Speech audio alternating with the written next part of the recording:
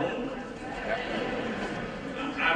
It's a pleasure to see all of you. We thank you for leaving the know and you have come out. And I take this opportunity to welcome all of you to this Lord's public meeting. And we are here today because we have a vision that we believe can make Nashville a better city.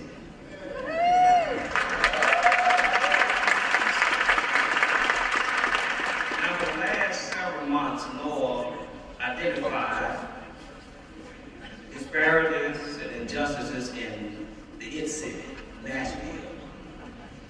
And we believe that we can make a difference. Over 30 groups, and now we have actually 37 strong groups in North. And these groups consist of a diverse of churches and mosques and temples.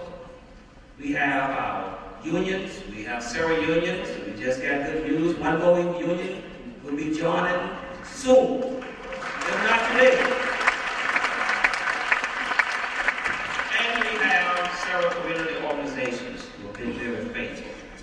We identified these issues, and these issues are very important to us. We have identified 3 major issues: affordable housing, criminal justice system, and economic equity in jobs. And these issues are very important. They are far-reaching. They are touching on not only on those issues, but on poverty and everything. So we ask that you will continue to work with us in these issues. We look forward to this.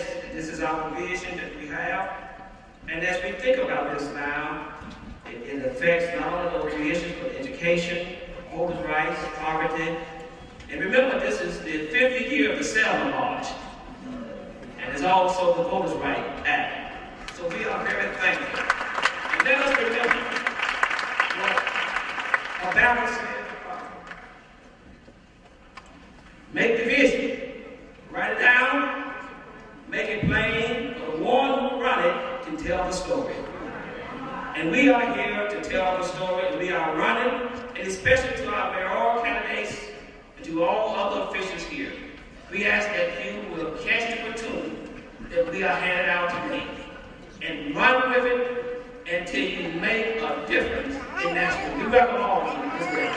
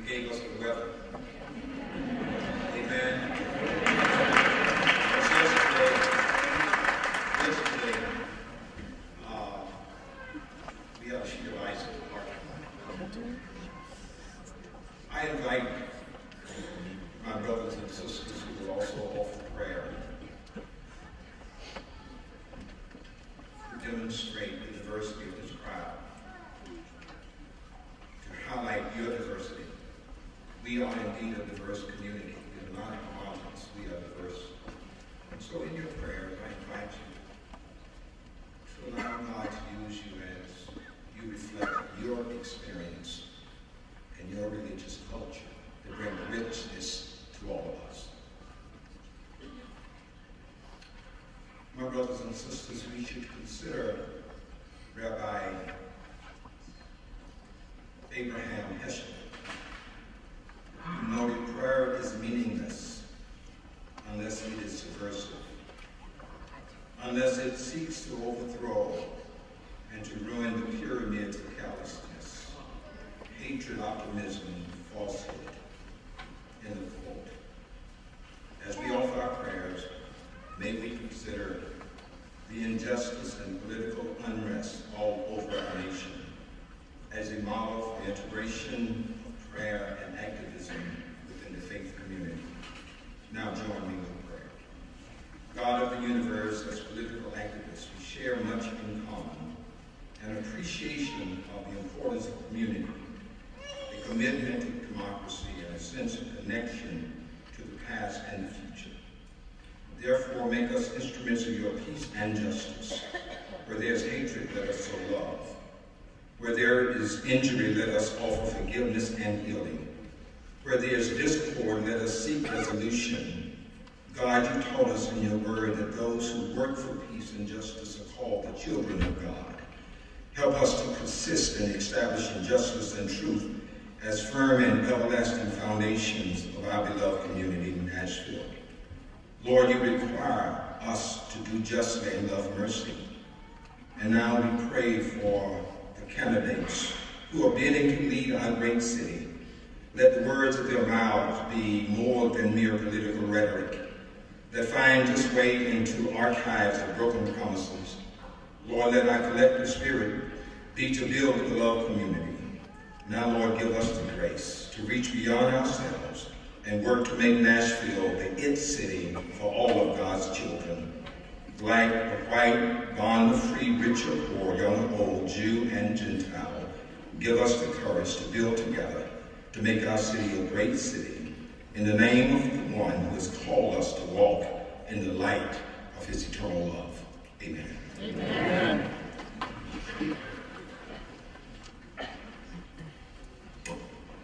Source of all life, we thank you for the opportunity to gather as one community. Citizens and leaders, a tapestry of our diverse backgrounds and cultures and beliefs. Concerned members of our city who entered this sacred space, dedicated to finding ways to uplift us all. Dear God, we thank you for these advocates and agents of change who tirelessly work for the betterment of our society, who encourage and inspire all of us to see in every human being your image. They remind us that while we are not obligated to complete the task of repairing the world, neither are we allowed to abstain from engaging in that sacred work. So we give thanks for those who do in human hands what you, God, do above. And we pray that the work of their hands and the dedication of their spirits be continually blessed and strengthened. Today, may we listen intentionally. May we speak mindfully. May we hear all the voices that need to be heard as we reflect and seek ways together to pursue justice and change. May we appreciate the truth of critiques and engage civilly and honestly with openness to understanding, responding to the root causes of our growing disparity. And even when the distance among us seems greater than geographic reality may suggest, may we affirm together that we are actually Ir Echad B'Lev Echad, one city with one heart, one destiny, as we together work to improve all of Nashville. Amen.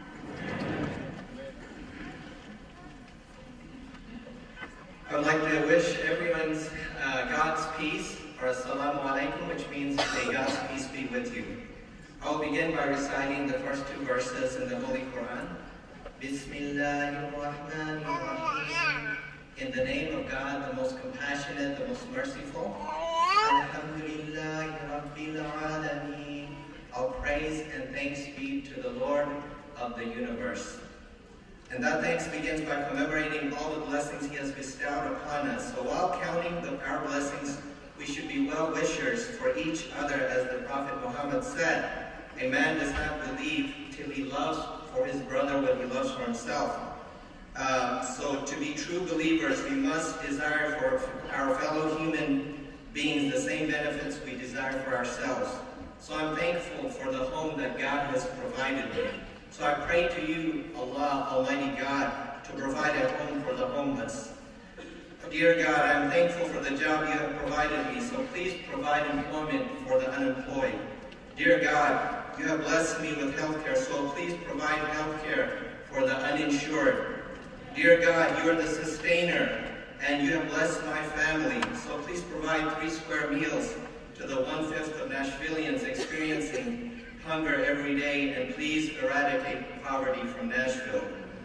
So in essence, we pray to you, Allah, Almighty God, the provider, to provide all of Nashvillians with a good quality of life, and bless our mayoral candidates to have the vision to serve every Nashvillian effectively, regardless of their ethnic or socioeconomic background. Amen.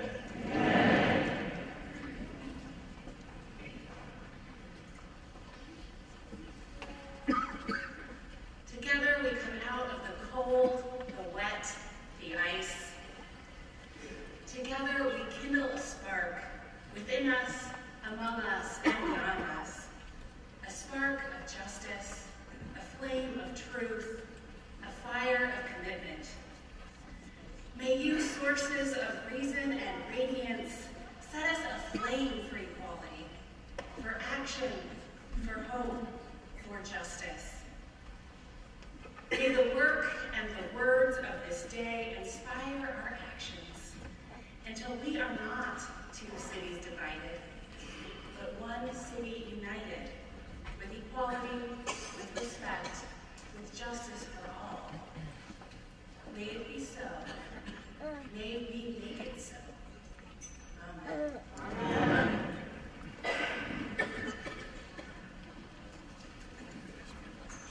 Point of reference, if you need interpretation, here to our far left, Tristan will help provide the translation for you. It's in the bright yellow shirt there, if you need that. Thank you.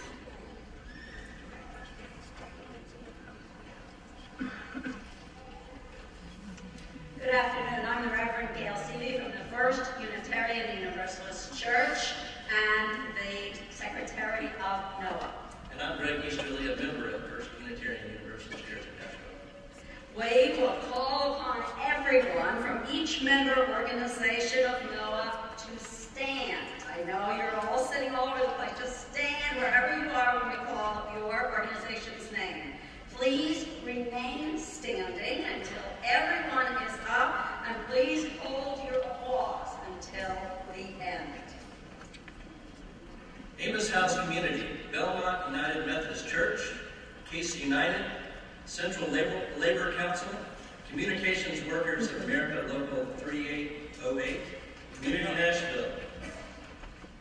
Community Relations Committee of the Jewish Federation, Eastwood Christian Church, Disciples of Christ, Edge Hill United Methodist Church, Fifth Avenue Baptist Church, First Unitarian Universalist Church of Nashville, Greater Bethel African Methodist Episcopal Church, Greater Nashville Unitarian Universalist Congregation, Hobson United Methodist Church, Interdenominational Ministers Fellowship, Laborers International Union of North America, Lee Chapel AME Church, Middle Tennessee Jobs with Justice. Naaman's Retreat Ministries, Nashville Community of Passionist Partners, New Covenant Church, Christian Church, Disciples of Christ, Nashville District AME Church, Organized Neighbors of Edge Hill, and SEIU Local 205.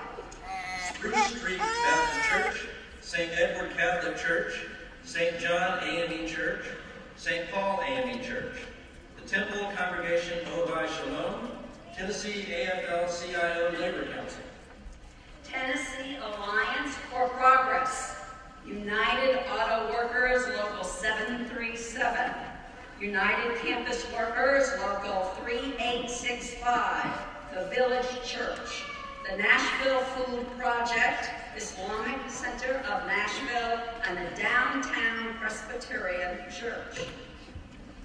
And there are several organizations here today who are not full members of NOAA, not yet, but we do want to recognize them as our partners and allies. So please stand when we call your organization and stand in solidarity with our NOAA members. Kairos Community AME Church, New Salem AME Church, St. Luke AME Church, Mount Nebo Baptist Church, the Gamaliel Foundation, New Hope Missionary Baptist Church, New Livingston Missionary Baptist Church, Olivet Missionary Baptist Church, St. Anne's Catholic Church, St. Vincent's Catholic Church, Nashville Inner City Church of Christ, Christ Church Cathedral, St. Augustine's Chapel, Nashville Friends Meeting, Second Presbyterian Church, Clark Memorial United Methodist Church, Glendale United Methodist Church, Gordon Memorial United Methodist Church, McHenry United Methodist Church, Monroe Street United Methodist Church, West End United Methodist Church, the Ironworkers Union, Local 492, Workers' Dignity, Tennessee Immigrant and Refugee Rights Coalition, and we also have some students here from Belmont University, TSU, Vanderbilt Divinity School, and we also have Vanderbilt undergraduate and graduate students. And I want to name the 15th Avenue Baptist Church.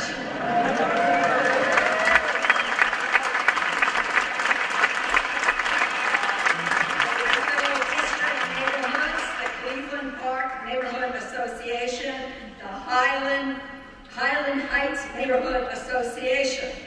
The Madison Community, a voice for the reduction of poverty, the Brown Justice Chasers, Delta Sigma Theta, Democracy Nashville, National Lawyers Guild, the Urban League Young Professionals, the Open Table Nashville, the Project Return, and Urban Housing Solutions. Reverend Chairperson, Reverend Thompson, I'd like to report that we have 1,200 members and allies present to do public business. Now you all may applaud.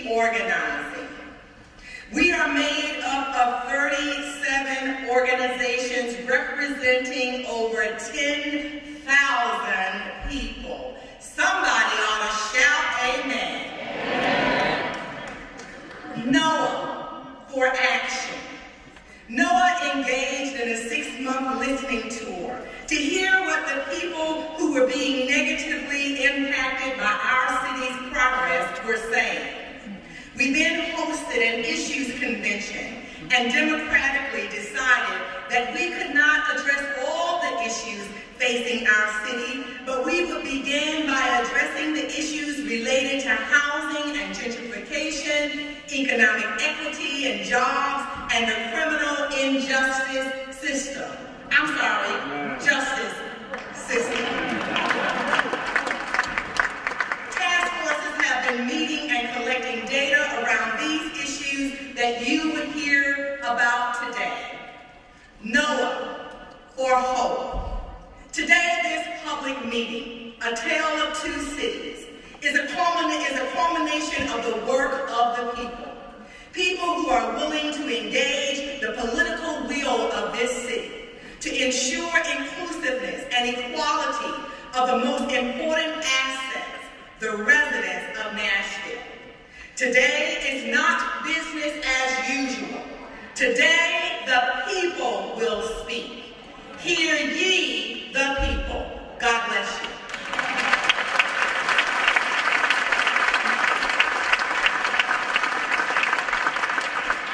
So we do have some guidelines for our meeting today. They are printed in your program. This is a public meeting between NOAA's coalition members and public officials. Over the past year, our members have spent hundreds of hours discussing and forming positions on our issues. And the candidates have been briefed on NOAA's platform and provided position papers in advance of today's meeting. Candidates understand that they will be allowed to speak for 2 minutes only if they agree to endorse NOAA's platform and to work with us to achieve solutions to our concerns. No questions or remarks will be taken from the floor, and all speakers will be shown respect. The candidates have also agreed not to distribute campaign materials until the close of our meeting today. Thank you all for respecting these rules.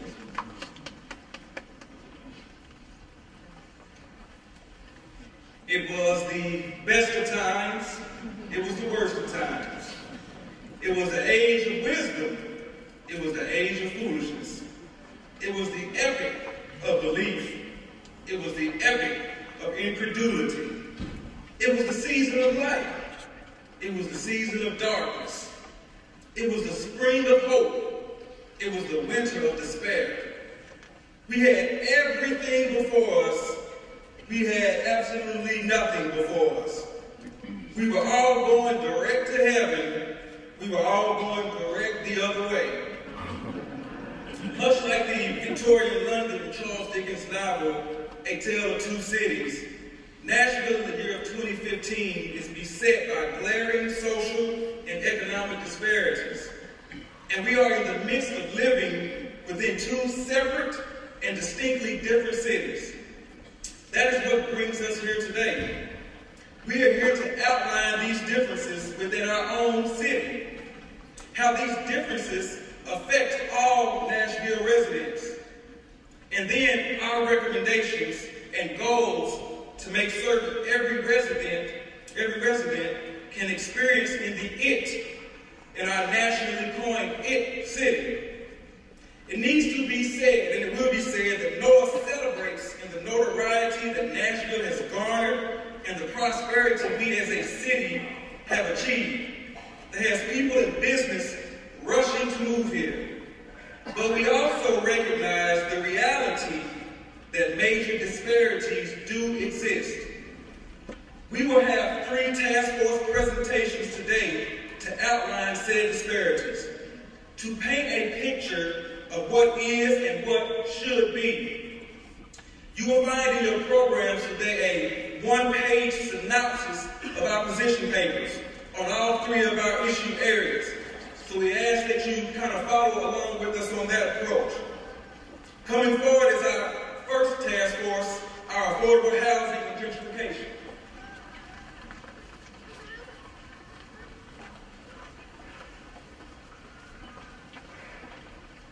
Good afternoon. My name is Colette Coleman. I am a member of Lee Chapel African Methodist Episcopal Church, and I have the great honor and privilege to serve as chair of the Affordable Housing and Gentrification Task Force. My name is Bill Friskus Warren, and I'm the co-chair of the Affordable Housing and Gentrification Task Force, and I'm a member of NOAA as part of New Covenant Christian Church, Disciples of Christ, Reverend Dr. Judy D. Cummings. Martha Carroll, who's up in the AV room, is our scribe. We have spent a considerable amount of time doing research on housing affordability and how we can house all of our citizens. You will hear the voices of citizens who are impacted by challenges in the housing system. You will hear facts and statistics from Jim Frazier, the author, one of the co-authors of Equitable Development. You will also experience the premiere or the debut or whatever you call it of the new video, Displacement Blues, by the Shelby Bottom String Band, and then you will hear our conclusions. Hello, my name is Ariana Evans. In 2007, my husband and I bought our house on Steenbeck Avenue in East Nashville for $160,000, which was quite a stretch. It's a big 1920s farmhouse, well built and perfect for raising our 3 children. We like our neighbors, especially our next door neighbor, Mr. Robert Pillow, a retired veteran. But our neighborhood is changing. In my block, and the block just south of us, there are 19 new homes, and all but one of them are tall and skinny. By this summer, there may be as many as 30 on these 2 blocks alone. We get lots of cards in the mail from contractors wanting to buy our house. And the other day, a guy knocked on my door. I told him I was not interested. I can offer you a good price, he said, and I was curious. What's a good price? $150,000. I laughed, no way. Well, he said, I can't pay more than that, it'll cost me to tear it down. We aren't selling, but a lot of people, mostly landlords, are. Take our neighbor, Mr. Pillow. After retiring, he moved back home to East Nashville to live with his son. His house, a very small 700 square foot Section 8 home, needed a lot of work. His landlord promised to make repairs, but did nothing. Mr. Pillow paid $400 a month for heat that first winter. When he complained, his landlord told him to call the Public Weatherization Program. Mr. Pillow's son often came over to make repairs, including insulation, and since he was a disabled vet, the military paid for a ramp for his power chair. Mr. Pillow said his landlord was fine with the government making repairs for a handicapped vet. He needed a walk-in shower, but the contractor hired by the military said, call your landlord first to make sure you're going to be here. And that's when he found out his landlord was selling the property. He couldn't find an affordable house with a ramp in East Nashville. He finally gave up and moved in with his sister in Atlanta. He requested the Housing Authority send his Section 8 voucher to him so that he could get his own place. It arrived 3 months later. And that application for winterizing his house, that is approved 1 year later, 3 months after he moved away. We lost a good neighbor, the kind of man you want your children to know, and his house. Well, this spring it's coming down, and 2 tall and skinnies will go up in its place. And I'll welcome those neighbors just like I welcomed Mr. Pillow. But did he have to get pushed out? Can't we all live here? Isn't that what Nashville is all about?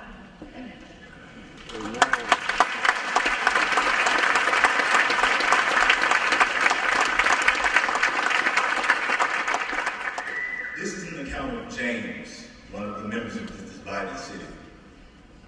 Good afternoon, my name is James Banks. I'm married and I have 3 children, 2 daughters and a son. I lived in an apartment on Needle Avenue with my wife and my youngest daughter, who has a disability. My oldest daughter lived across the courtyard with my 2 grandbabies, and she was able to take care of our youngest daughter while me and my wife worked. But my wife had a stroke last fall, so I took 6 weeks medical leave from the company I've worked for the past 10 years. Since going back to work in December, my daughter and my son helped me care for my youngest since my wife isn't home yet. All 3 of us work, but someone always has to be home with my youngest daughter because of her disabilities. While I was on medical leave, I got behind on the rent.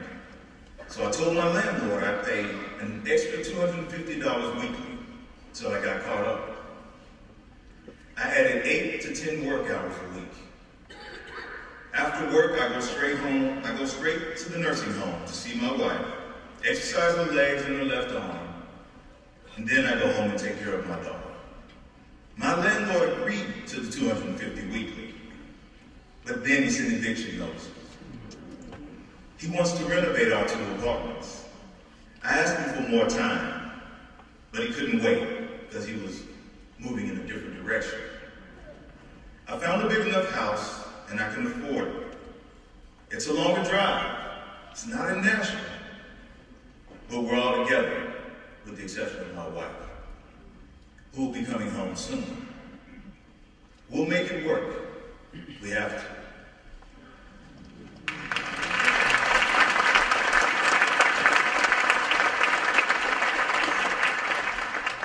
Good afternoon.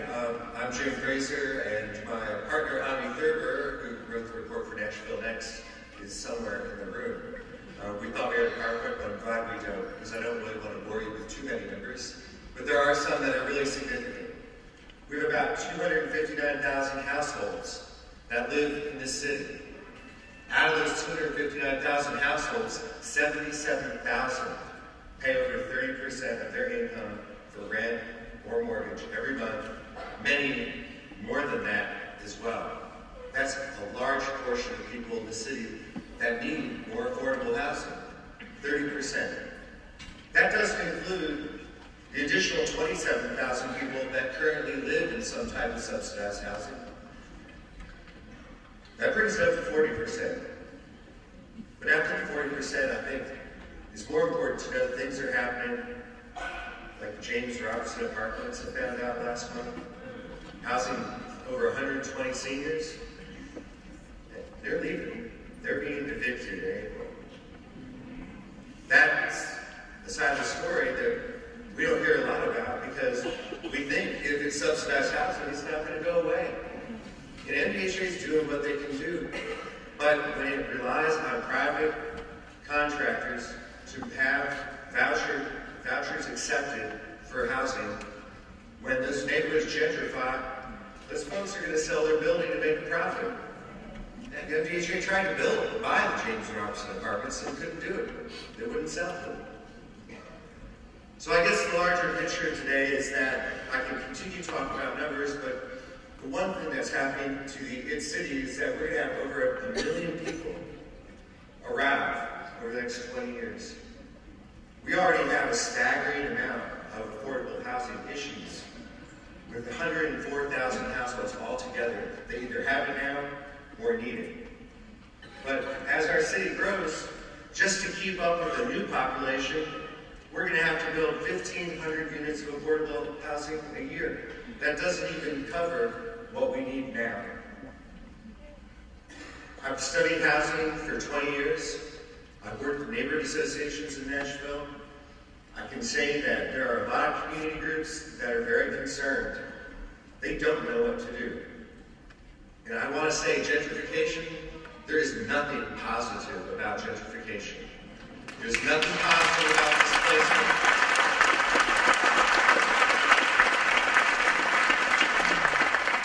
Equitable development and neighborhood revitalization that includes the people that are there and includes the people who might be able to come there and experience a better place, right?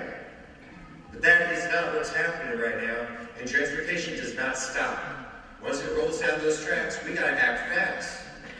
So in op-eds that I've read throughout the week, through NOAA, through A Voice, everyone's saying the same thing. We need to act now.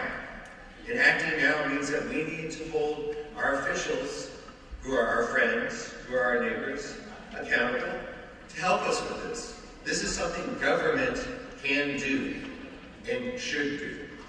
Thank you.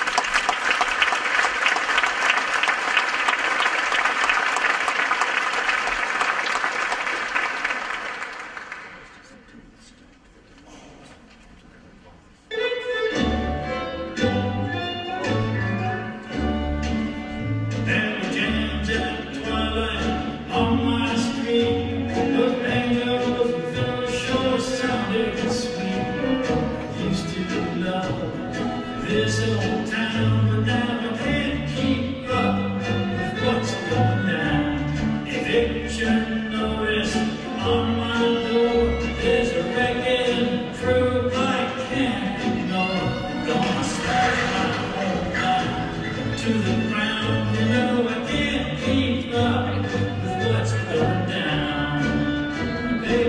skinny ugly houses, cookie cutter style. They can't fix a thing with granite tile. Some people say greed is good till it wheels and deals in your neighborhood. Gentrification is the process by which higher income households displace lower income residents of the neighborhood, changing the essential character and flavor of that neighborhood. So revitalization is actually different than gentrification. Revitalization doesn't necessarily mean displacement. Single moms got the displaced blues. Landlord got an offer he can't refuse. They towed her car off to the mound. You know I can't keep up with what's going down. If old Red Billy is still around, he said we're living in another bourgeois town. Poor folks just keep losing ground. Now I can't keep up with what's going down.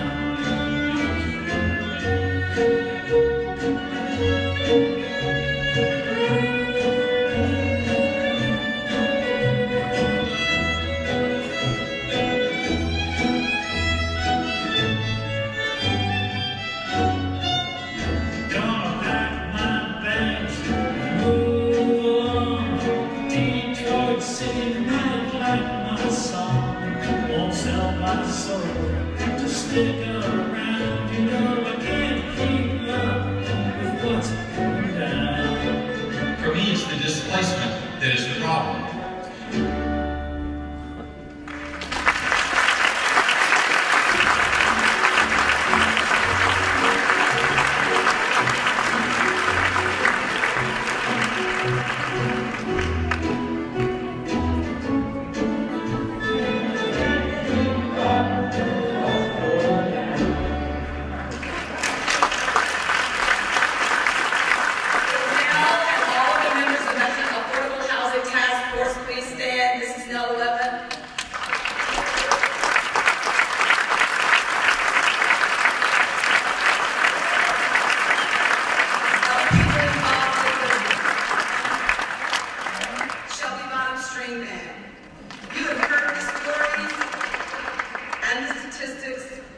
And seen the faces of our neighbors and our fellow citizens. Our task force has done a lot of work, and these are only some possible solutions. These are things that can be done and must be done. First of all, we need to identify a source of recurring funding for the Barnes Housing Trust Fund that generates at least $20 million a year.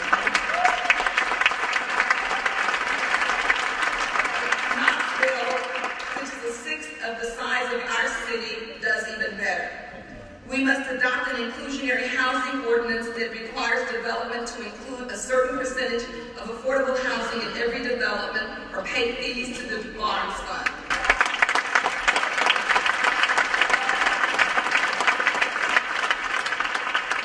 We must repurpose tax increment and other public funding for affordable housing development. We must prevent displacement through home repair assistance, property tax relief for longtime residents, homeowners, education, and other efforts. We must create a well-staffed and well-funded and powerful Mayor's Office of Affordable Housing with voting representatives of NOAA and other community groups on its governing board to ensure accountability for affordable housing needs. And finally, we must hold public officials accountable.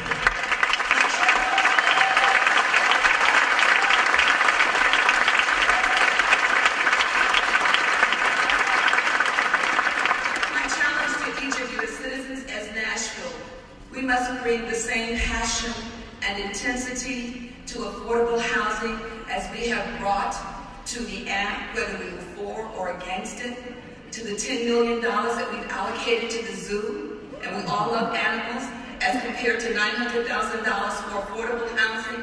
We must utilize and galvanize and mobilize all of our passion, all of our strength to make affordable housing a reality for all of our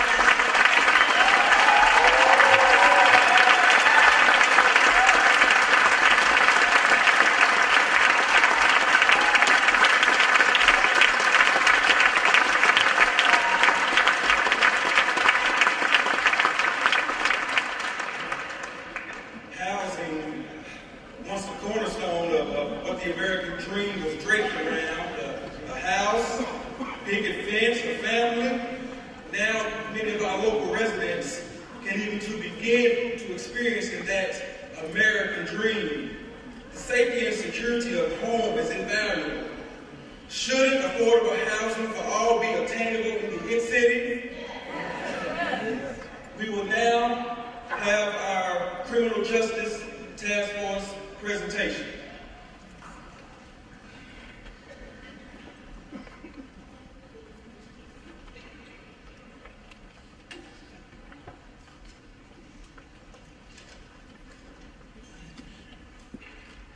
Good afternoon. This is the story of Cortez, like so many others that are trapped in the school-to-prison pipeline. Officer, Cortez Green here decided to shove Johnny Jones into the wall. He needs to go to the principal's office right now. It does not matter whether you were playing around or not. Johnny Jones is in the nurse's office hurt now. Cortez, let's go.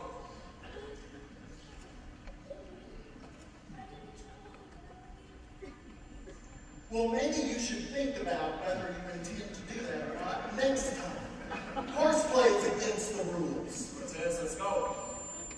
Officer Jones escorts Cortez to the principal's office, where he's not only suspended for 3 days, but must go to juvenile court for assault. Cortez found himself in juvenile court, where he was given community service. With his name in the system, the next time Cortez got in trouble at school and ended up in juvenile court, the consequences were much more severe. After this began a cycle of courts, juvenile detention centers, and later a 3-year stint in prison. After his release, with very limited resources and no family support, Cortez struggled to gain his footing. First, he tried to get an ID. I checked your website. It said the IDs were $8. Well, yes, that's true, but that's for your first replacement ID. This is your second, so the fee's $12. $12? I barely had $8. I don't have $12. Well, sir, it doesn't matter because you don't have your social security card and you don't have your ID. Look, go to this website, come back to the materials and the $12, and then we'll be happy to issue you an ID. This is I need to have an ID, a social security card, and my birth certificate. Sir, please. Next! He tried to find employment, but with a criminal record and no ID, that was impossible. I'm sorry, that position's already been filled. The sign says help wanted. I've been extremely busy. I'm sorry, I didn't think that's time. After outstaying a welcome on a friend's couch, Cortez decided it was time to find housing. He looked for public housing. Well, before I can do anything to help you, I can't. You don't have an ID. And secondly, as you mentioned on your application, being a convicted felon makes you ineligible. I'm sorry, Mr. Green. Didn't someone explain this to you? With no job, no ID, no place to live, and not even the right to vote, Cortez's options were very few. He ended up catching another case and went back to prison.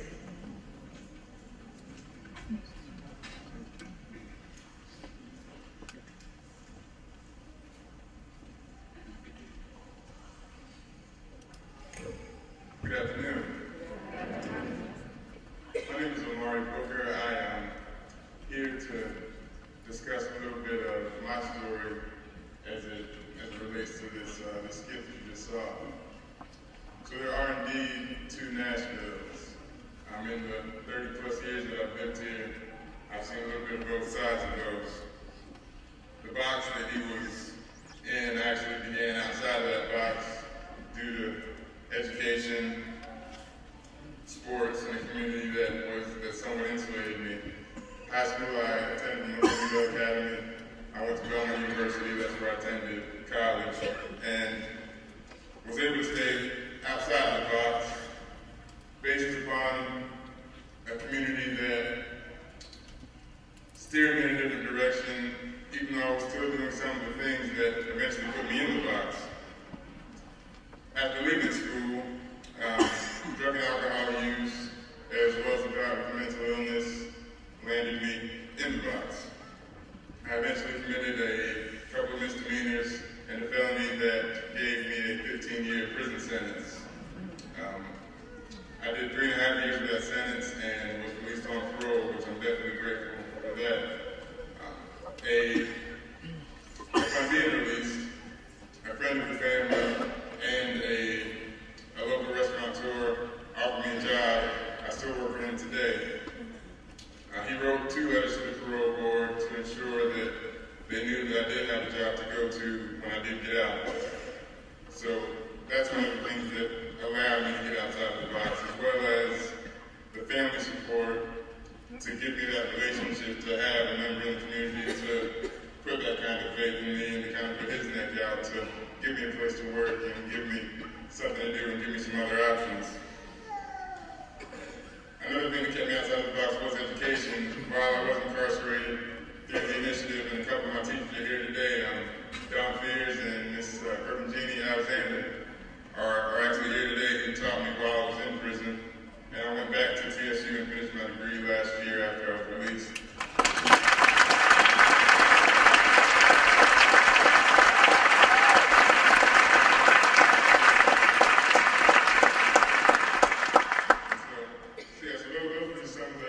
Some of the circumstances that allowed me to get outside of that box and stay outside of that box, as well as find some passions that I liked as far as artwork, Freedom Arts, the project that you saw as you came in with the jumpsuits and the desk is the art project that I'm working with a great group of artists. And so those are some of the different things that I was allowed to get into that kept me outside of that box. So basically, just if family is lacking, if you don't have the family support, you don't have the community support, you don't have the education, then it's nearly impossible to get out of there. Luckily, I did have some of those things, but everybody isn't as fortunate as me.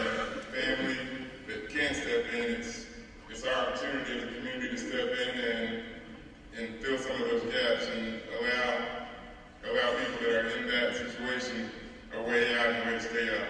Thank you.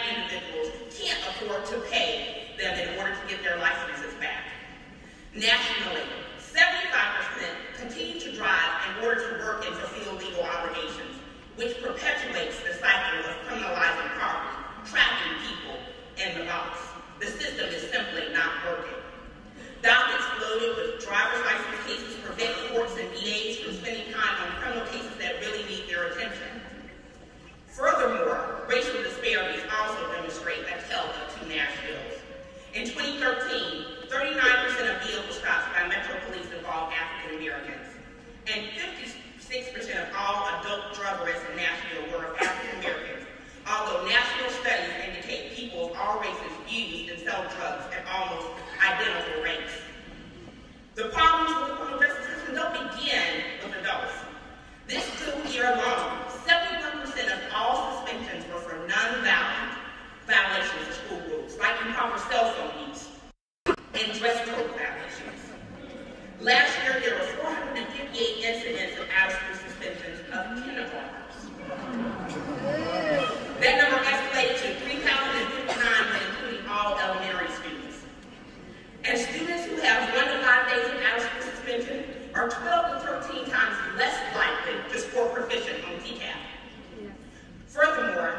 Last school year, only 44% of students were African American, but accounted for 72% of suspensions and 77% of expulsions.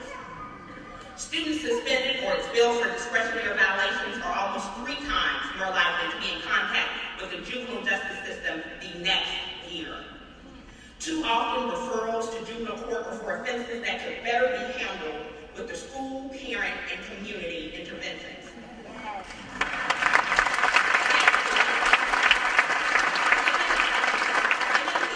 Has started the Catholic Initiative to address this issue. However, it will take the collective will of the entire Nashville community to bring real change of the lives of all our children. If we fail to act, we will continue to have horrible statistics and outcomes.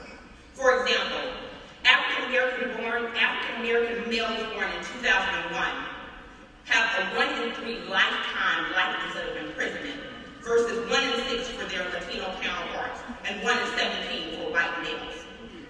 At the other end of the school and prison pipeline, when people have entered the jail or prison system and paid their debt to society, problems plague them as they come out and attempt to become responsible citizens.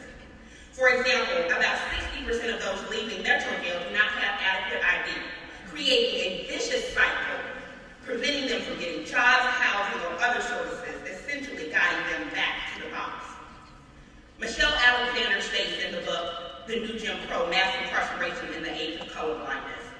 Today, it is perfectly legal to discriminate against criminals in nearly all the ways that it was once legal to discriminate against African Americans. Once you're labeled a felon, the old forms of discrimination, employment discrimination, housing discrimination, denial of the right to vote, denial of educational opportunities, denial of food stamps and other public benefits, and exclusion from jury service are suddenly legal. As a criminal, you have scarcely more rights and arguably less respect than a black man living in Alabama at the height of Jim Crow. We have not ended racial caste in America, we have merely redesigned it.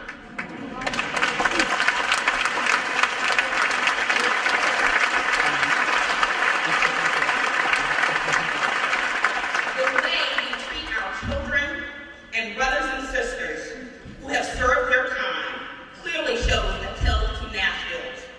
We can, we must, and we will do better.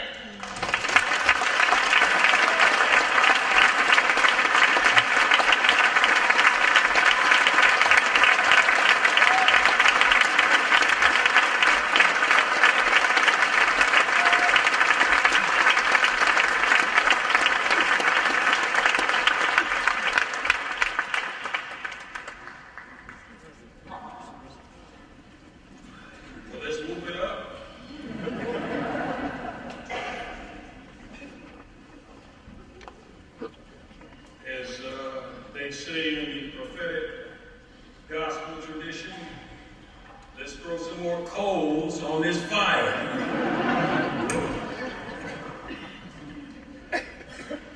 My name is Walter Searcy. I am the chairperson of the Criminal Justice Task Force of NOAA, and I'd like at this time for the Criminal Justice Task Force in its entirety to please stand. Wherever you are,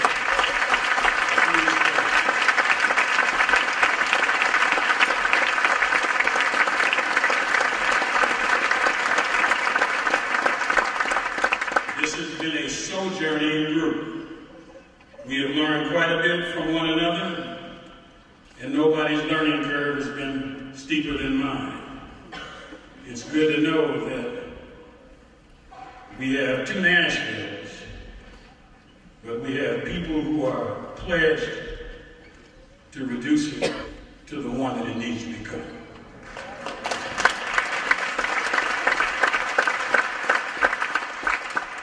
Now, you have now experienced the poignancy of the drama that our children experience. You have been presented the factual predicates for our expectations of our candidates and why we believe that the new leadership of Metro Nashville will have to be responsible and responsive to our call. We cannot allow the tale of Two Nashvilles to continue.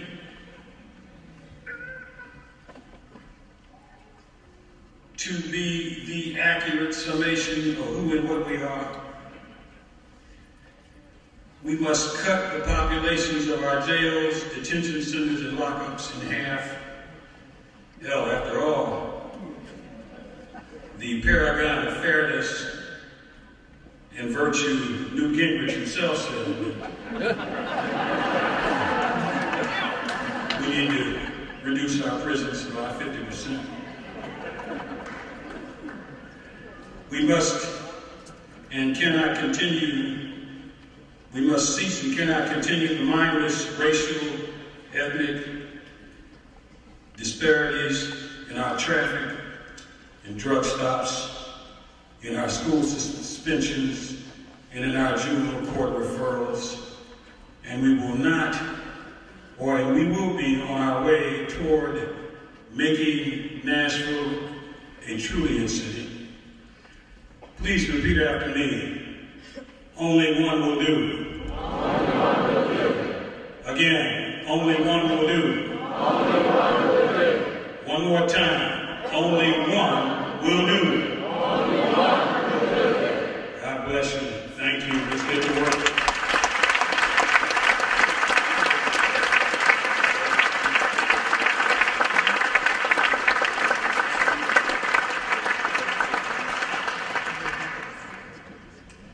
Jail and prisons are big business.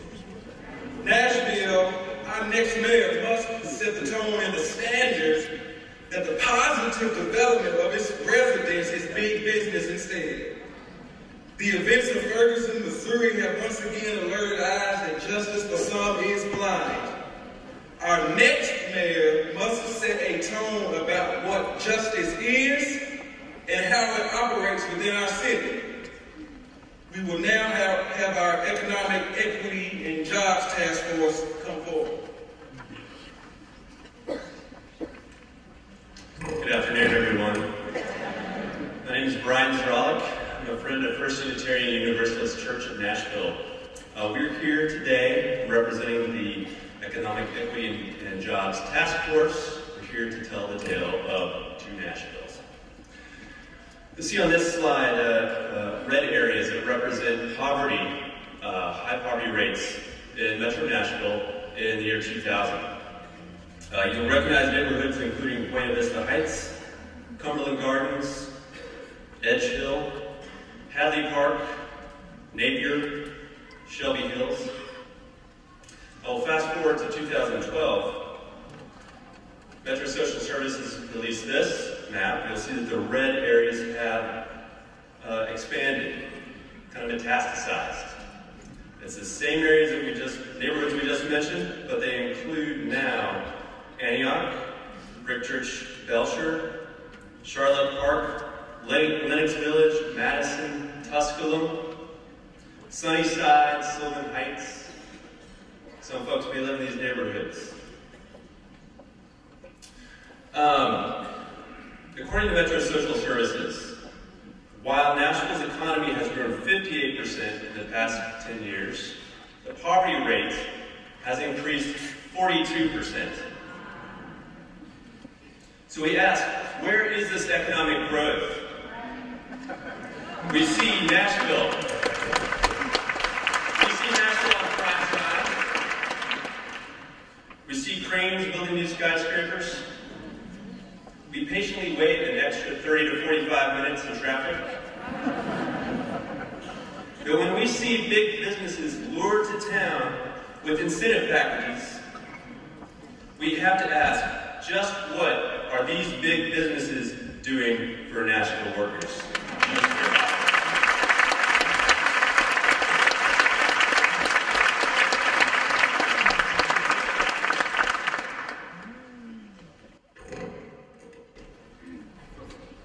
Público presente, todos tengan muy buenas tardes. Just want to say, everyone, I hope you're having a good afternoon. Mi nombre es Nilo. My name is Nilo.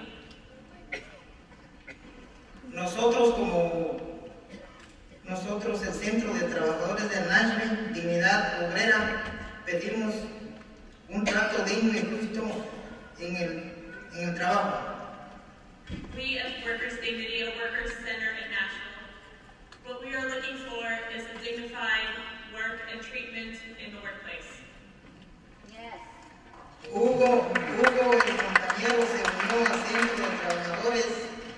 Eran 19 personas no pagadas por un contratista de afuera. Ellos hicieron el piso cerámico en el centro de convención durante la construcción del centro.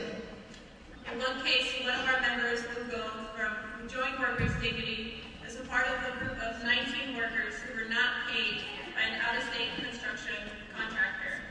This group had laid ceramic flooring tiles at the Music City Center. Para cobrar sus trabajos no pagados, juntos hicimos justicia.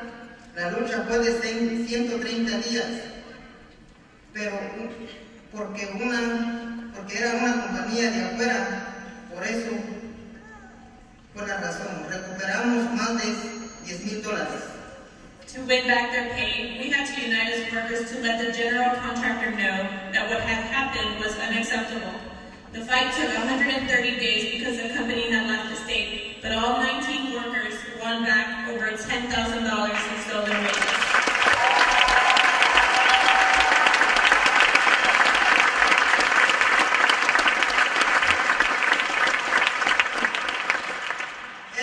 Nunca debe de pasar en un proyecto público. Exigimos que los trabajadores sean para compañías y trabajadores locales. También nosotros estaremos al frente para hacer justicia en el trabajo. This should never have happened on a government-funded or subsidized project. We demand that these local companies and local workers be hired for publicly funded projects. We will continue to be on the front line of our workplace justice in our city.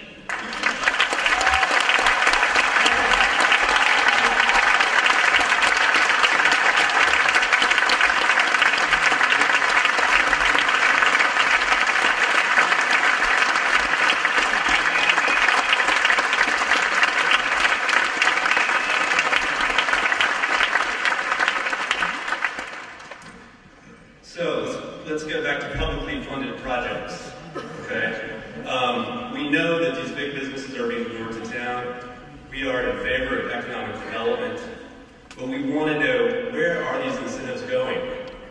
Let's hear about that. My name is Daniel Horwitz, and I'm an attorney here in Nashville and a member of the Temple Synagogue. I'm also a citizen and a taxpayer who has substantial concerns with Metro's recent spending priorities have been seriously misguided. Embarrassingly,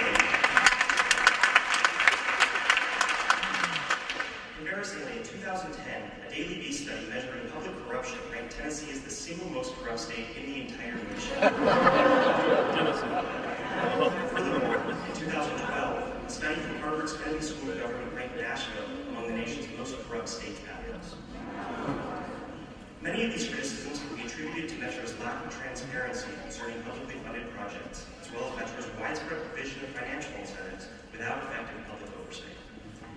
For example, other than what was stated by the mayor's office and by Bridgestone itself, very little is known publicly about what actually took place during the recent negotiations to provide Bridgestone an incentive package worth $56 million. Even worse, just a few years earlier, tax incentives were regularly given to corporations without any formal benchmarks being set at all, and without any provisions in place to claw back public funds in the event that companies receiving public money closed, downsized, or relocated. Finally, accounting matters even further. Campaign contributions to Metro officials still have not been placed online by the Davidson County Election Commission.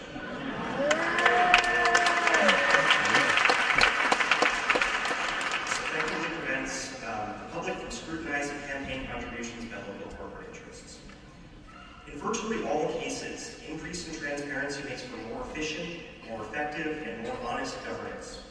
With this in mind, NOAA would like to see significantly more transparency with respect to both publicly funded projects and the incentives packages that Metro provides to corporations in exchange for relocating to or remaining in Davidson County.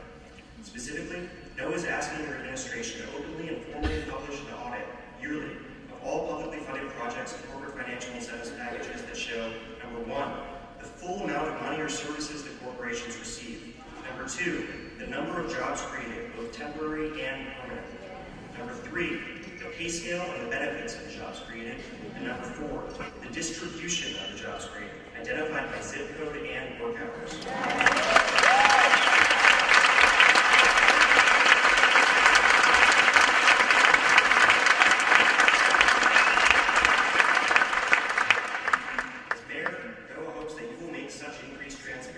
Transparency a cornerstone of your administration.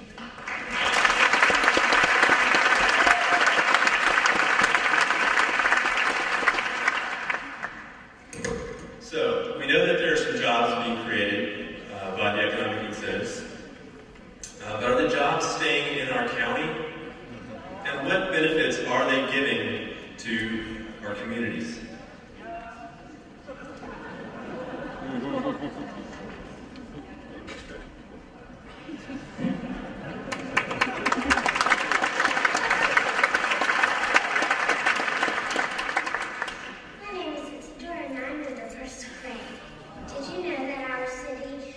gives away money to large corporations here in Nashville, but many of these big businesses do not pay their fair share toward public education.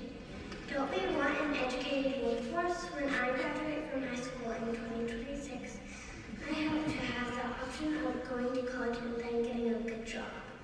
Will there be good paying jobs in Nashville for all of us, or just a well-connected few?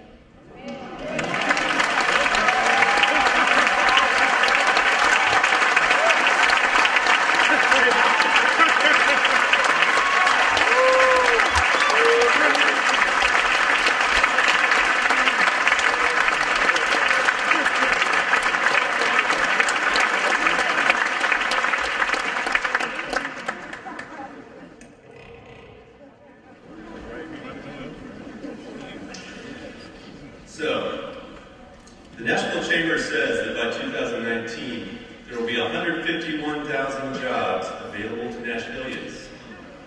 Well, right now we have workers who want to be job ready for this employment. Let's hear about it. Hello, my name is Frida Player. I'm the Local Director of the Service Employees International Union.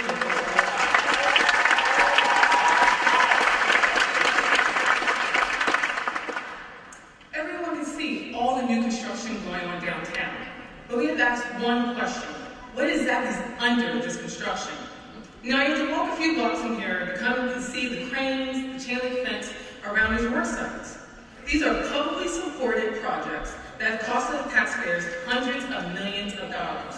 And in return, we were promised jobs. But these jobs weren't living wage jobs. For Davidson County residents, most of these jobs were offered through temporary service corporations. These companies made their workers pay for the shuttle rides to and from the work sites, made them pay rent for hard hats and such, and then took them to the check cashing places to cash their small paychecks. However, the livable wage jobs went to out-of-state, out-of-county workers who do not pay Davidson County property taxes. Now, over the next 10 years, we're going to spend more than $1 billion to rebuild and repair our water, sewer, infrastructure systems. We must make sure that Davidson County neighbors and residents are trained and hired first. In Davidson County, the unemployment rate went as high as 25% in our most racially and economically diverse neighborhoods. We want to see our local government put our taxpayers who live in Davidson County to work first, and then pay them a wage that we and them can both be proud of.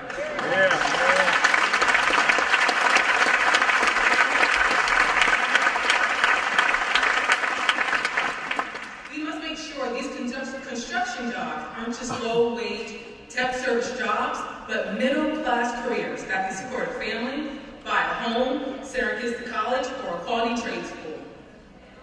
Now, Davidson County voters know and believe that in local hire.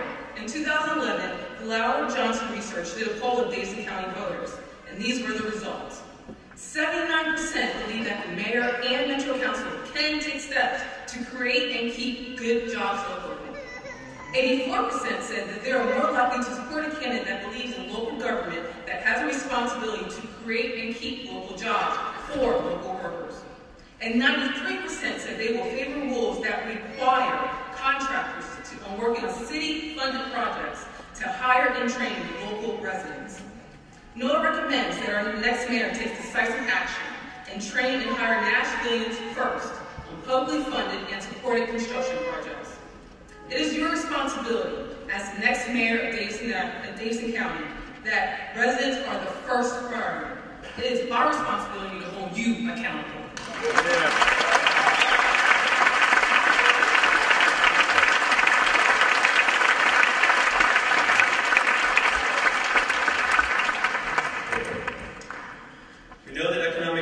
Happening in here in our city. We know that workers are ready to be trained. Why don't we make these opportunities available for our folks as a chance to develop and prosper?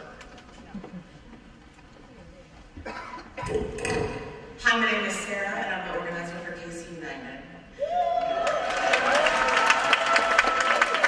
MPHA has recently received contingent approval for rental assistance demonstration to redevelop areas like KC homes.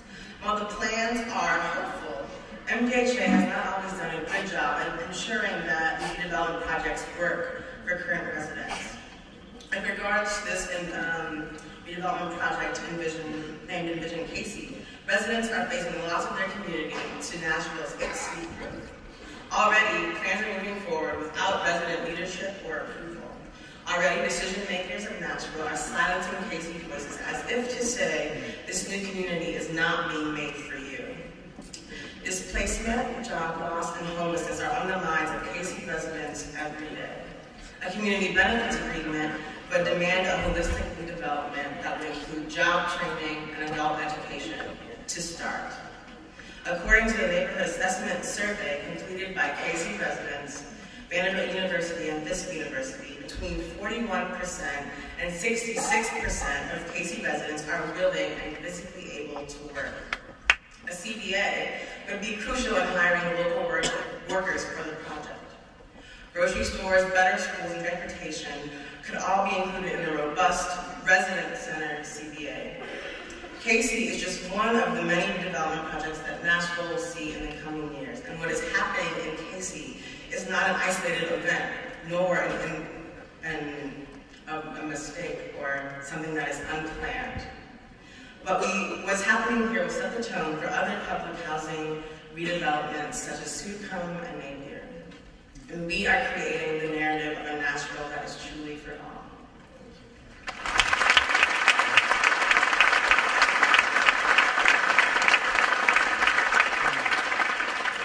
Members of the Economic Equity Task Force, anyone who's been involved, please stand.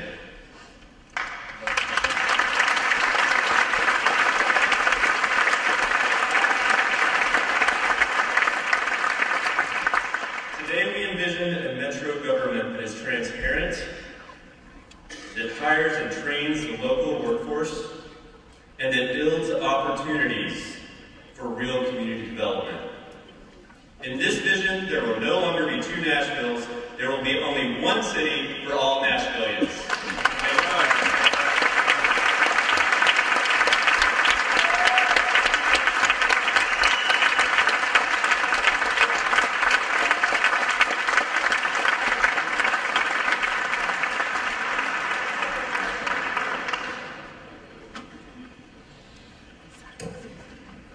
I ask you, do you not want to live in a city that invests in its workforce? That invests in its residents? Don't you want our officials to make priority to hire local and provide training to give our residents career ladders out of poverty? As a public investor of the city, a stakeholder have you, we should know the details about the incentives our tax dollars provide. All of this is extremely attainable. So now we have come to the real business at hand. This is where we ask our candidates for a commitment. Now, I'm going to give a brief synopsis as you have heard a lot of information and recommendations today. We are not asking the candidates to commit to supporting and working every single recommendation on every task force group. What we are asking for, each task force has goals that we would like to see these candidates work with us, build that relationship, but also have action and accountability to get it done. So let me briefly tell you what those goals are. Within housing, preserve and reduce affordable housing through recurring funding for the Barnes Housing Trust, inclusionary housing policies, and creative uses of federal, state, and local funds. Prevent the displacement through home repair assistance, property tax relief for long-time residents, homeowner education, and other efforts. Create a structure of accountability for affordable housing needs, such as an adequately staffed Mayor's Office of Affordable Housing. Within criminal justice, reduce the Metro jail population and general sessions docket by 50% through alternatives to arrest using evidence-based problem-solving mechanisms and restorative justice options. Eliminate racial disparities in police stops, school suspensions, and juvenile court referrals. Promote through economic equity and jobs. Promote transparency in public projects and incentives given to companies. Institute local hiring and training requirements that fill jobs with formerly underemployed and unemployed Davidson County residents. Attach tangible and measurable community benefits to projects in high poverty areas, which will aid low and middle income residents through equitable neighborhood economic development. These are our specific goals that we would like to see these candidates work with us on. The candidates may have a different way to get to these end game, but we need to agree and we need to commit to work together to see that we alleviate these disparities. So, and I will ask our candidates to come forward and know if you can kind of squeeze through there. I'm going to lay out our ask and the way this is going to happen. These are our requests of NOAA of the candidates. 1, will you commit to working directly with NOAA on the goals in our platform through quarterly meetings that begin within 60 days after your election? And if for some reason you cannot be there, that an individual within your administration that has the power to enforce something is your representative. 2, within your first 2 years as mayor, will you support legislation or use the power of your office to address the 3 issue areas in the NOAA platform presented today? Once again, within your program, you see what our platform is wrapped around, these specific goals. We are asking that you commit to working with us to see these goals through. Now, when I call your name as a candidate and I ask for you to be supporting this, you have your commitment and you say yes, you will have 2 minutes. And as you have already seen, Ms. Gwendolyn does not play with that 2 minutes.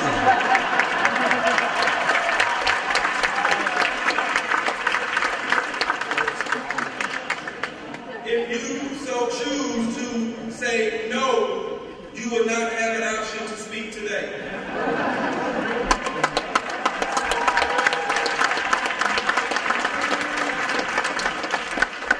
So again, we are asking for this commitment from you wrapped around these specific goals, and if there are other recommendations that the candidates can work with someone to see these means to an end, we are willing to do so.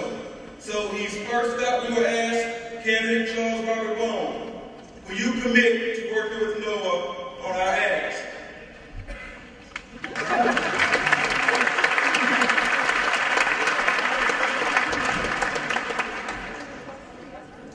Jeremiah 29:7 says, seek the peace and the prosperity to the city to which I sent you. For where the city prospers, so will its people. As we sit here today, we know not all our people are prospering. In fact, far from it. That is the opportunity as we sit here today. It is also our obligation going forward. Nashville is known for having the world's greatest nonprofit community. We are known for having a colleges and university system that is second to none, and we are now known for having a faith-based community that is diverse, raising their hands, saying, how can we help? My vision for the city of Nashville is that we bring all of those groups to the table. We affirm that this is one city, that this is one Nashville, and that together we work towards having an education system and a criminal justice system that says every child matters, that we have an economic development and an economic equity strategy that says every family matters, and that we have a transportation and infrastructure and an affordable housing plan that says every community matters. Whether your works are motivated by what you find in the Old Testament, the New Testament, the Prophet Muhammad, or just by doing the right thing, we know that we are called upon to feed the hungry, to care for the poor, to welcome the stranger. Government was not excused from that work either in Isaiah 58 or in Jesus' final parable. I will make you this one pledge. If you will elect me as mayor, I will work with Noah, your 37 partnering member organizations, your 10,000 members, the 2,000 nonprofits, the 700 churches in this community to say that in all of Nashville, the least of these will not be forgotten.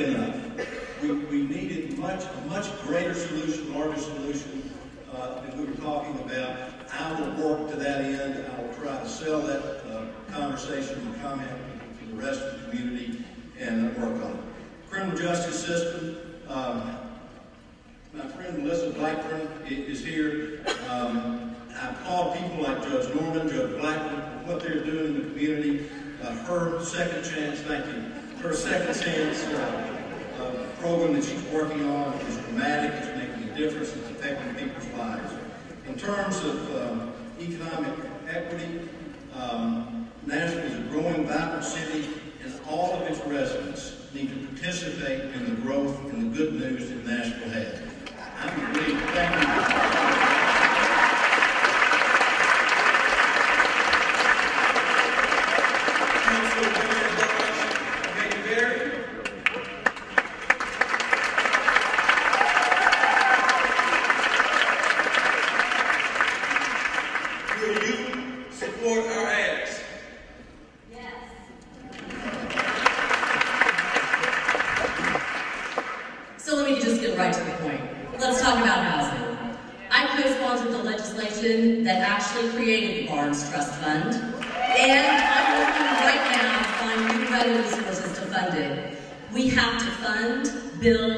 retain and preserve our affordable housing stock. It's not an option, we have to do it.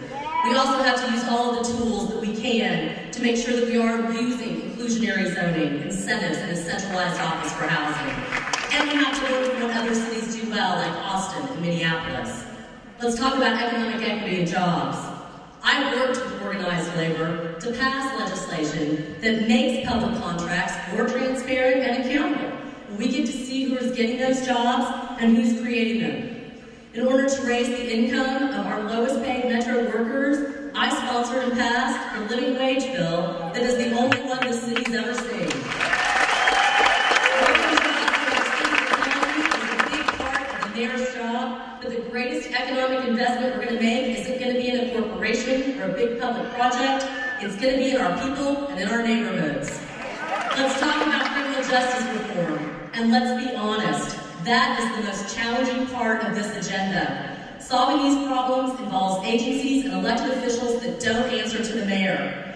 But we have to stop criminalizing people for being young and black and brown and poor and mentally ill.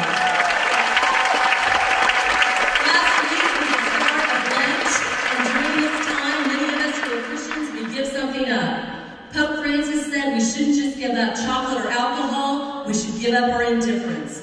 Our indifference to the poor, the vulnerable, the homeless, the struggling. I'm no preacher, but the way I see it, Nashville's bright future requires that we overcome our indifference to all of these issues. And as your next mayor, I'm committing to doing just that. Thank you.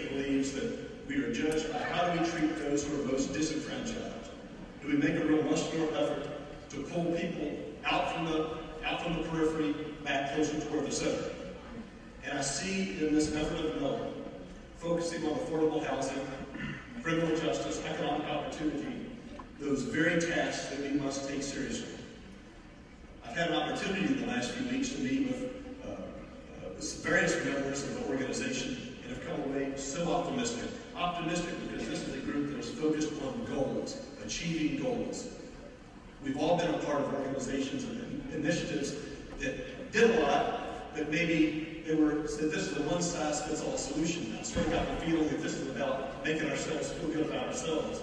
That's not what NOAA is about. NOAA is about making the city better for all of us. I'm very optimistic. I think all the ingredients of success are here. You're here. The railroad candidates are here. The city around the city is committed to achieving these goals, and I'm delighted to be part of a partner with NOAA. Thank you.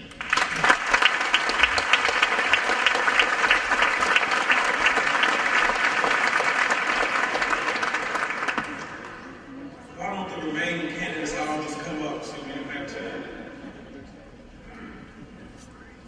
Candidate Harold Gentry, will you support our ask?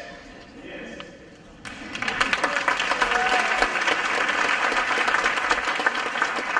I'm going to read this because this will probably be the most important statement that I make in this campaign. For Nashville to truly be its city, we've got to understand that it's time. I've agreed to these requests that you've asked because it's the right thing to do, and it's time. The requests will not be easy to accomplish, but working together, they can be accomplished. As mayor, I will commit not only to meet with you, but I will roll up my sleeves. I'll come to work every day, working to improve the lives of the disenfranchised, the underserved, and the forgotten. I'm one of you. I have lived in many of your communities all my life, and together we've been through the trenches. We've been through the housing summits, the transportation summits.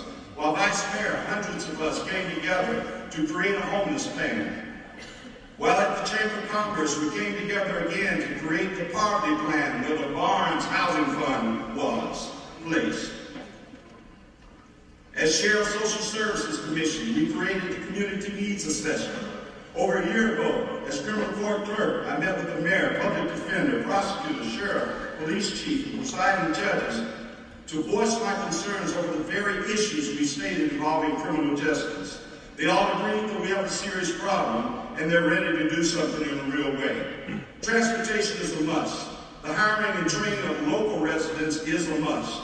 And economic equality and jobs is a right.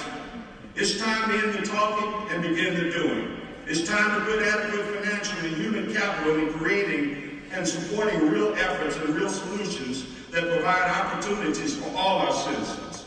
As mayor, I will create an office of social equity to coordinate real and adequately funded efforts around true affordable housing that includes the Barnes Fund. This office will enjoy and include all of you in this effort, and as mayor, I will work hard to make all these things happen. Thank you.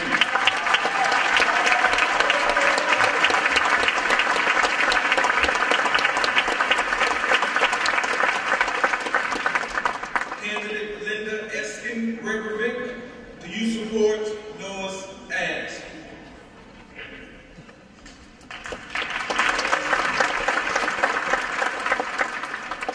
Friends, I stand before you and I absolutely give you my passion, my support, and everything I can do to accomplish these three goals.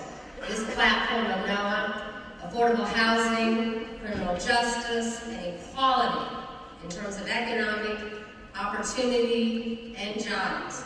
I applaud you, NOAH, for bringing together a diverse group of people, the voice of the people, to make sure that people of all faiths, people of all non-for-profits, people of all of Nashville's caring citizens are part of this process. And I applaud you for not just bringing the opportunities and the issues, but for bringing us recommended solutions that I commit to help you drive forward and work very hard to make happen. As a mother, I know that every parent cares to make sure that their children and their families have an affordable house, have justice, and have equality. No matter what your socioeconomic background, no matter what your faith, no matter what your neighborhood. And I am committed to these. I have gone on record saying everyone deserves an affordable and safe house. I have gone on record as a committee chair of the Legal Aid Society campaign for the community. I've just raised the most money in history, along with my other teammates, to make sure that everyone has the legal services that they need. And I believe in equality. You saw my op-ed where I said that I will ensure that Metro government represents the face of Nashville, that we will have equal pay. So I pledge to your vision. As Walter Searcy, my friend, said, only one Nashville will do. Thank you.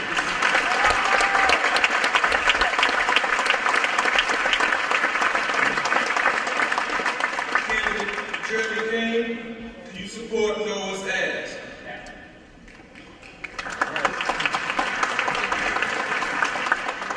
Good afternoon. I'd like to take my 2 minutes to tell you who I am and why I'm so proud to partner with you to give purpose to our prosperity. I'm running for mayor because I've seen the power of who we are at our best.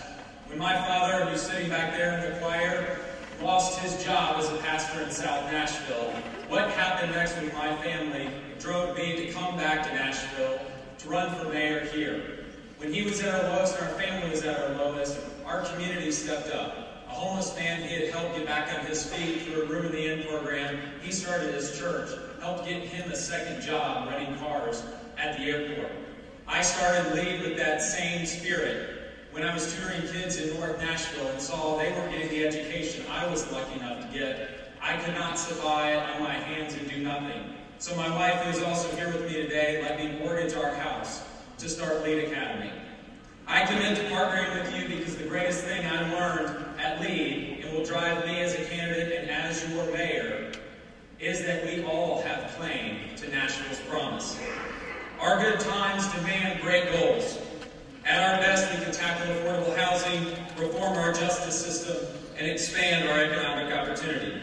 But it will take the faith of all of our places of worship, the diversity of all of our neighborhoods, the entrepreneurship of all of our businesses, and the learning of all of our schools. I applaud knowing what has happened here today, but our work does not end today, it only begins. Our journey will continue with the progress we made together. I'm proud to be your partner and ask you to pray with me and work with me to make a Nashville for us all.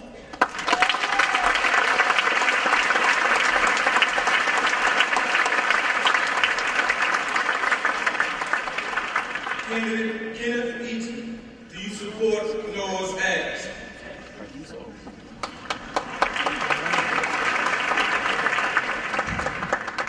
And I want to say yes, yes, and yes. You know, if I had wrote this, it would have been fantastic, and I would tell you how great a job I did, but I didn't write it.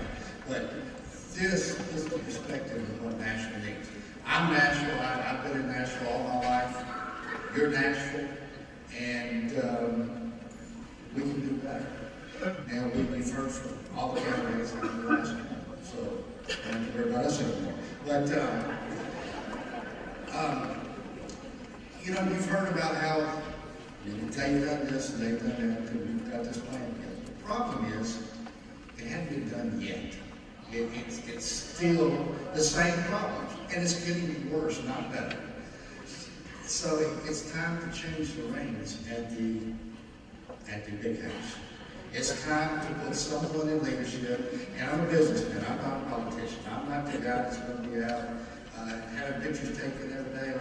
I'm going to be the one that's on the road, watching, listening to you, seeing what's going on. And I want to tell you, you can't build affordable housing by giving $58 million or $56 million to Bridgestone, a company that did not need it. You can't do it by building a bridge because $18 million gives a limited person, group of people across town. It can't be done. We have to put the money that we are creating back into the city, back into the neighborhoods. It's all being put in downtown Nashville. The city has created a $5 billion debt just because of all of the big sky towers downtown and the gifts they're giving away. It has not funded its retirement fund for the city employees by $2 billion. It's time that we take your money, put it where it's supposed to go in the right places, and move the city in the right direction. I appreciate you looking at me and looking at my website, and I appreciate your vote. Thank you.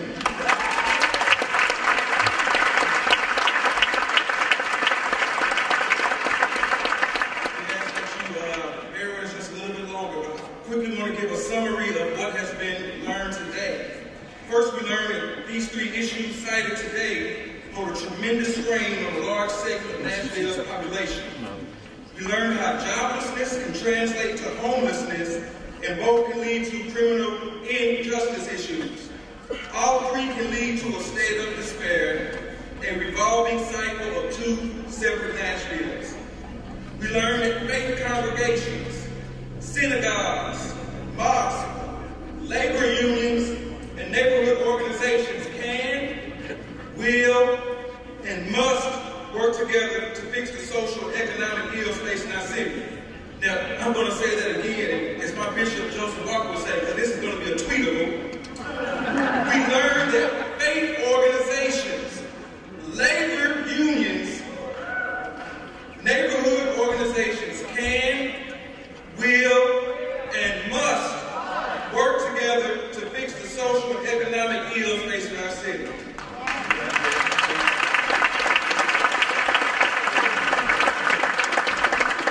When the naysayers came and they said all three factions that make up NOAH wouldn't be able to coexist, faith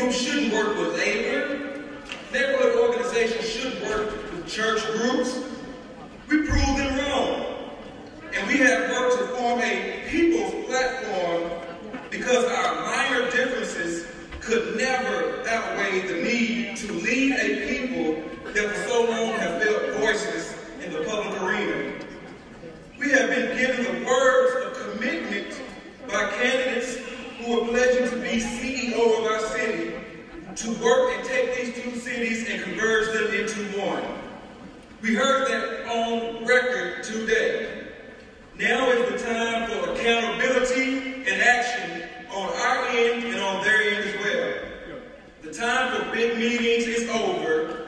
Now we go out into the communities across Nashville and organize and mobilize efforts around these three specific issues.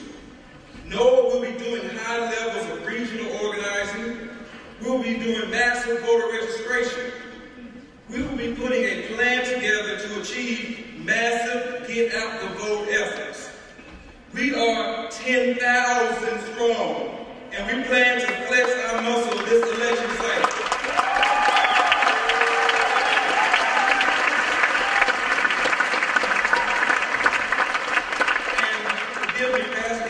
We're going to do that come hell or high water. In the words of another great leader, all power is within the people. Yeah.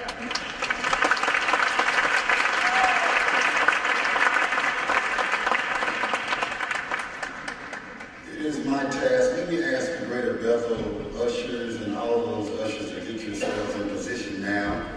And let me also ask everybody to not leave before we take up the offering. It is my task to ask, if you will look inside of your program, you will find envelopes that afford opportunity for you to give to the work of NOAA. Pastor Bowman, Pastor Thompson, and myself can remember meeting in Spruce Street in small places, pulling monies out of our pocket, or Pastor Bowman pulling monies out in order to get donuts and juice so we could organize. Seeing this great, massive crowd blesses our souls and helps us to know that you should know that the work going forward from here is going to require funding to get done what we need to get done. As the finance chair, I am asking those of you to dig deep. Greg Galuso, who is our coordinator from Gamaliel, said we should get $10,000 tonight. If there are 1,100, 1,200 people here, then we should get $10 per person, and that'll get us exactly where we need to go. Now, my chair also told me, as well as our committee, that as the finance chair, I have to make a commitment to this task. A very wise prophet of old said that where your treasure is where your heart will be also. And so my wife and I have dug deep, and we're committing a $500 gift on tonight. And we're asking all who can to join us in funding the work that is necessary for NOAA to go forward. The ushers are passing among you. This wonderful choir is going to lead us. Let us give and give with great cheer and with great plenty to the work that we have in front of us.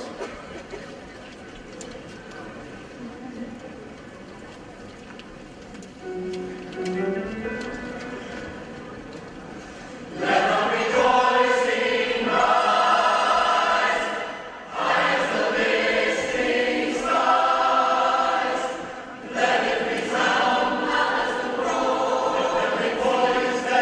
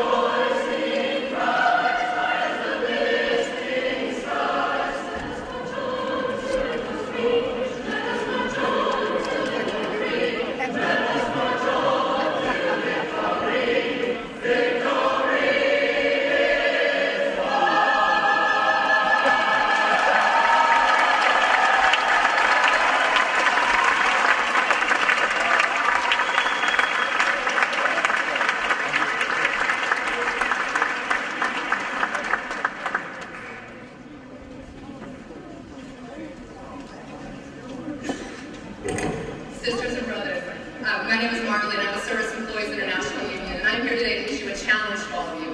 Hearing what we've heard today and seeing the new information that we've been given, I ask today, are you ready to go forward this summer and to work to make sure we have one Nashville? I can't hear you. Are you ready to go forward this summer? Yes?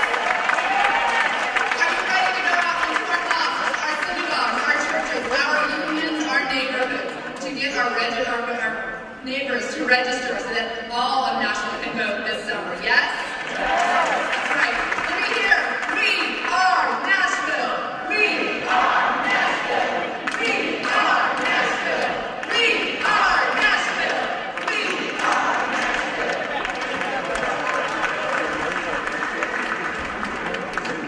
All right. Nashville.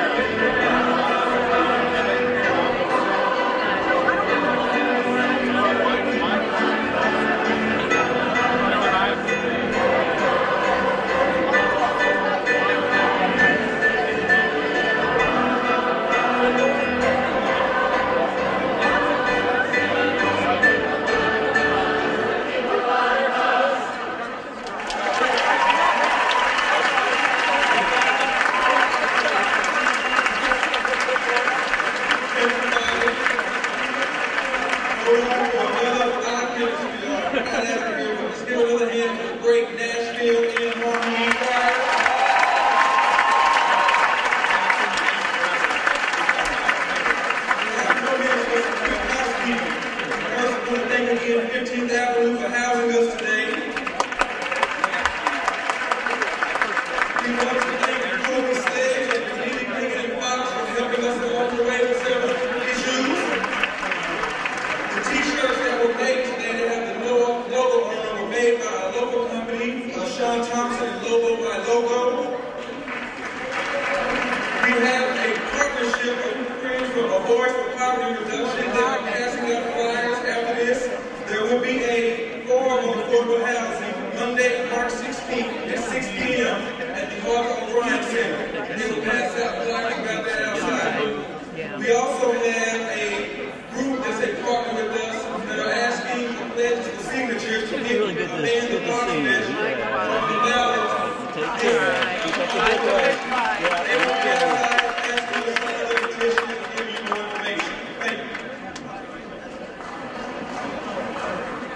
Let me make two announcements. We ask that the executive committee please meet with us just a few moments to meet us in the back. It's very important. And I want two persons just to stand up. Greg Caruso, will you please stand? Greg Red. He's moving around. He was the founder of the Conveyor Foundation, which we are affiliate of it. And one other special person is on here. Will you please stand? I see Ashley, who is the president CEO now of the Conveyor Foundation, who came here. Those two persons came here to work with us as we started going. I want to commend both of them for a job well done. I want to thank you again for showing Nashville that we are the visionaries for this city. And you ought to be proud of yourself, and let us give ourselves a great applause.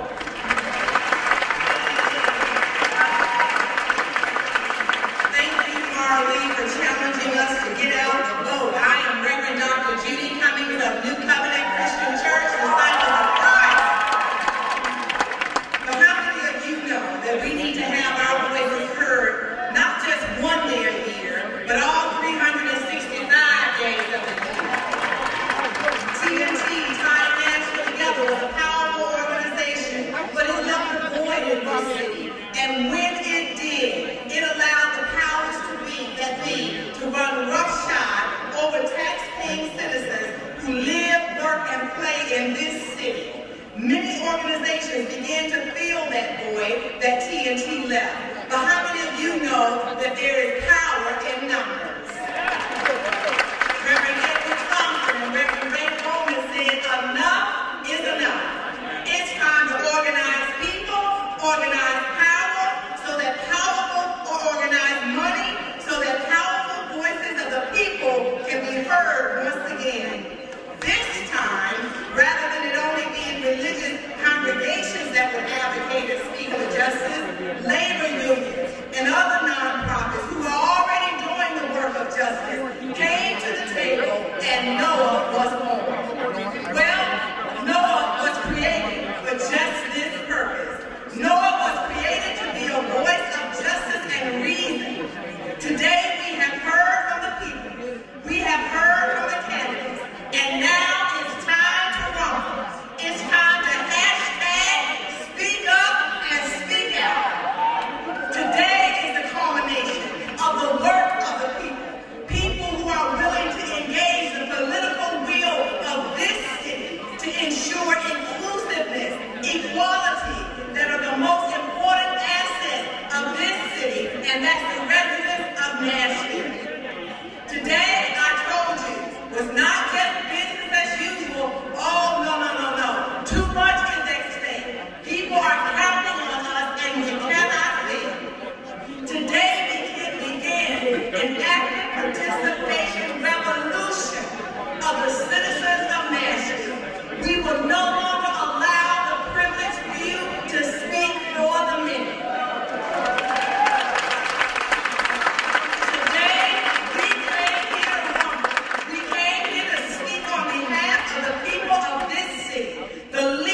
The disenfranchised, the stranger, the working